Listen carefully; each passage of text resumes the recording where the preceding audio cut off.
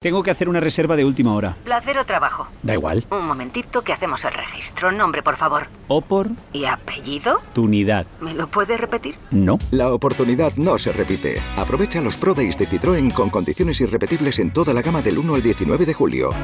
Citroën. Condiciones en citroen.es.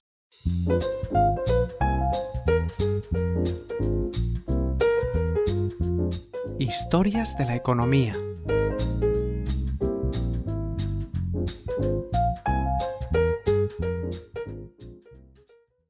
Episodio 212. La deuda de Corea del Norte con Suecia por 1000 coches Volvo que nunca pagó.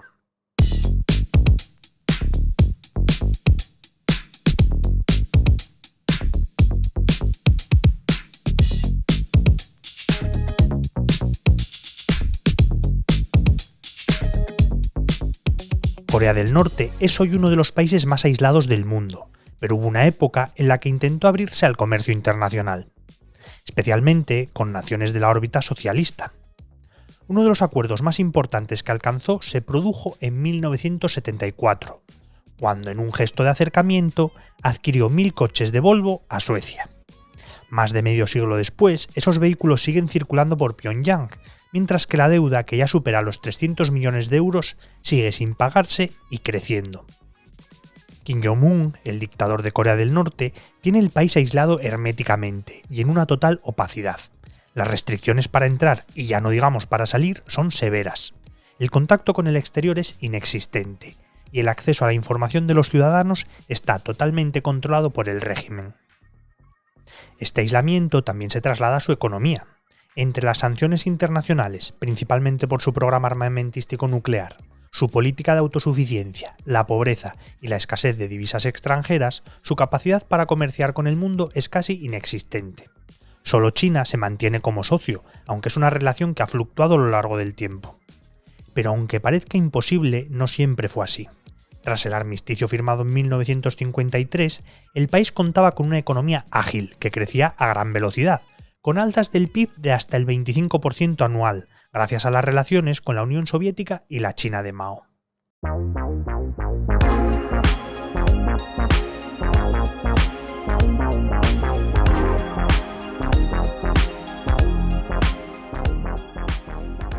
En 1974 el mundo era muy diferente al actual. Con la Guerra Fría aún presente, la frontera entre las dos Coreas era cada vez más firme. Pero mientras Pyongyang y Seúl se separaban cada vez más, nuevas oportunidades aparecían en otros países. El presidente eterno, Kim Il-sung, quería establecer relaciones diplomáticas y comerciales con otros países que le consolidasen como un actor internacional. Y uno de los primeros que se posicionó para tejer lazos fue Suecia. Era un país que se mantenía neutral y contaba en su seno con importantes grupos socialistas que aún miraban con admiración al comunismo, que presionaban para reconocer formalmente a Corea del Norte. Pero no solo los miembros de la izquierda tenían interés en este acercamiento, también los empresarios vieron el atractivo de aquel mercado, hasta entonces inexplorado, cuya economía crecía a un ritmo de vértigo. En este clima de cordialidad fueron varias las empresas suecas que acudieron a Pyongyang en busca de acuerdos comerciales. Dos de ellas fueron Atlas Copco y Kockums, dos gigantes industriales que entregaron material para explotar minas. Pero el mayor acuerdo de todos lo firmó Volvo. Kim Il-sung quería coches para motorizar el país, para que los trabajadores más destacados y más cercanos pudieran acceder a su propio vehículo. Y el Volvo 144 GL encajaba perfectamente con las necesidades coreanas. La compañía envió 1000 coches de ese modelo, un sedán que, eso sí, iba a dejar de fabricarse, por lo que se trataba de un stock que pronto quedaría obsoleto.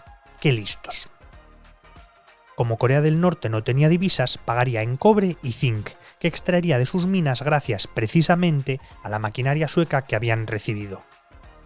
Suecia, una vez recibiera la mercancía, la podría vender en el mercado libre y después pagarle a los fabricantes que estaban haciendo negocios con Kim Il-sung. Además, las previsiones eran que estos materiales subirían de precio. El negocio era perfecto.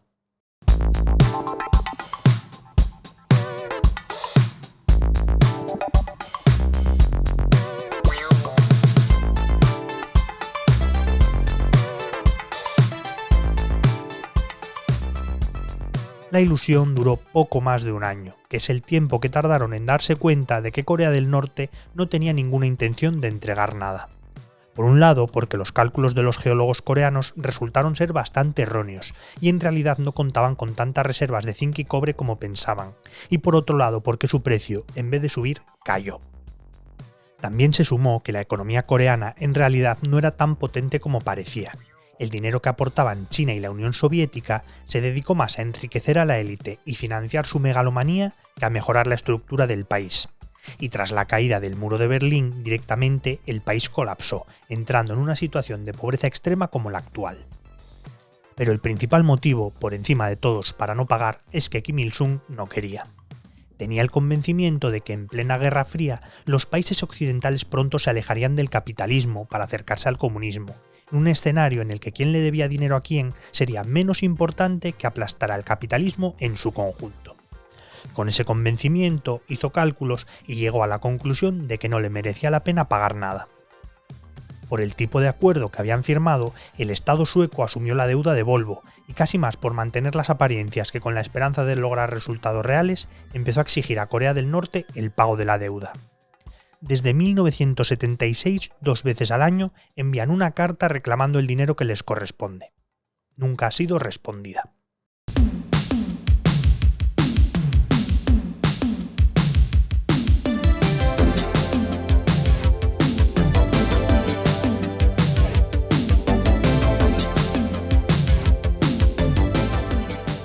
Mientras tanto, teniendo en cuenta la inflación y los intereses que se van acumulando, la deuda de Corea del Norte con Suecia supera los 300 millones de euros, lo que le convierte en el principal moroso del país, superando a Cuba. Es una deuda astronómica teniendo en cuenta la realidad económica actual del país asiático. Además, el valor de los vehículos hoy es casi inexistente. Pero es que aunque lograsen vender cada uno de los coches, si es que aún existen, por 3.000 euros, solo cubrirían el 1% de la deuda. Eso no quita para que haya funcionarios suecos que se enfaden un poco cuando ven las caras exhibiciones militares que de vez en cuando hace el régimen coreano, en las que invierten millones de euros que consideran podrían dedicarse a reducir esa deuda. La realidad es que a estas alturas Corea del Norte ve a Suecia como un peón de Estados Unidos, una marioneta del capitalismo y no tiene ninguna intención de hacer ningún pago. Este tróspido capítulo en la historia de la economía sueca aún tenía una sorpresa guardada. Hace unos años aparecieron varios vídeos grabados en Pyongyang en los que se veía cómo esos Volvo, ya en aquel momento con 40 años a sus espaldas, seguían en funcionamiento convertidos en taxis. Algunos de los turistas que han logrado visitar el hermético país aseguran, además, que han podido verlos en directo y que están en perfecto estado y muy cuidados a pesar de su antigüedad.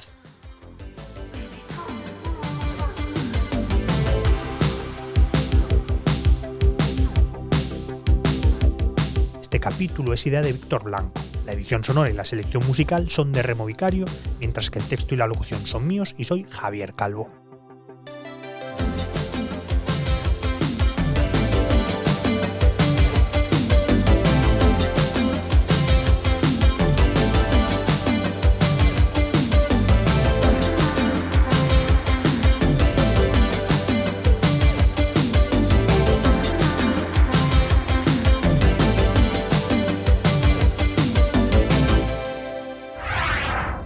Economista Podcast. Tengo que hacer una reserva de última hora. ¿Placer o trabajo? Da igual. Un momentito que hacemos el registro. Nombre, por favor. ¿Opor? ¿Y apellido? Tunidad. ¿Me lo puede repetir? No. La oportunidad no se repite. Aprovecha los Pro Days de Citroën con condiciones irrepetibles en toda la gama del 1 al 19 de julio. Citroën. Condiciones en citroen.es.